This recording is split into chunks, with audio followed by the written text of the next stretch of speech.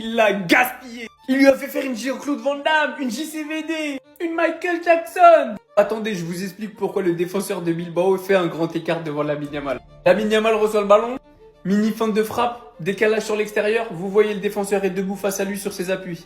Une fraction de seconde plus tard, craquage d'adducteur. Lamine Yamal qui arme. Et le Young King qui célèbre son banger. Non, c'est trop. Et je vous ferai même pas croire que ce soir, il a fait un grand match. Mais moi, tout ce que j'ai à vous dire, les gars, voilà pourquoi le maillot, il est porté comme ça. Moins de 25 balles, qualité plus chez Street Player. Floqué Lamine Yamal. Il y a tous les maillots là-bas. Foncez-y avec le code BEN20 tout à mon 20. Pour revenir sur le petit roi, qui a bien évidemment rappelé au monde du football qui il était, même dans un jour sans. On rappelle tout simplement que Lamine Yamal, cette saison, c'est 19 buts et 15 passes décisives. Meilleur passeur de la Liga. Troisième meilleur buteur de la Liga. Tout ça à 18 ans.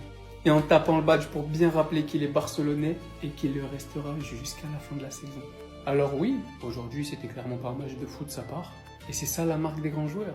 Même dans un jour sans, même dans un jour où il est moins bon, il est capable de faire la différence. L'année dernière, il nous faisait rêver. Et cette saison, en plus de nous faire rêver, il nous fait gagner. Parce qu'il stat. Son jeu a mûri. Et je le répète, il a encore que 18 ans. Non, préparez-vous les haters. Ça va être long.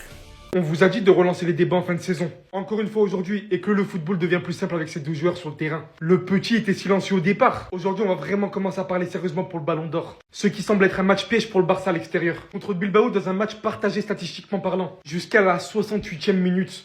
Pedri qui prend l'initiative ayant passé deux joueurs. Faisant une passe encore une fois qui vient casser plusieurs lignes. Pour trouver Lamine Yamal tout seul. Et alors là, me demandez pas comment. Ni pourquoi. Rien qu'à son approche et ayant rien fait, le joueur se déstabilise tout seul devant Yamal. Il vient envoyer une frappe d'un effet magnifiquement enroulé et vient poser ça en pleine lucarne. Et vient offrir encore une fois par la même occasion 3 points tellement précieux au Barça le lendemain de la victoire du Real Madrid. Parce que c'est ça les gars, quand il y a de la qualité footballistique sur le terrain, quand le football en lui-même se comprend par deux joueurs connectés, ça donne du football en fait. Ça donne des buts. C'est pas une histoire de ça passe ou ça casse. C'est pas une histoire d'on envoie le ballon à quelqu'un et on va voir ce qu'il va faire. Pour Lamine Yamal en tout cas, ça fait 38 matchs, 19 buts et 17 passes D. L'un des joueurs les plus complets de cette saison. Et on dirait bien qu'il va largement dépasser la barre des 20 buts et des 20 passes D. On a gagné, mais je m'en fous. Photo pas au début de l'action. Nous aussi on a eu des dingueries dans le match. Et qu'on se le dise, hein, à ce stade-là j'en ai rien à faire. Et faisons la part des choses. Je suis content pour la victoire, qui reste le plus important. Mais il est aussi clair qu'à ce stade-là de la saison, si on peut prendre un trophée, on y va.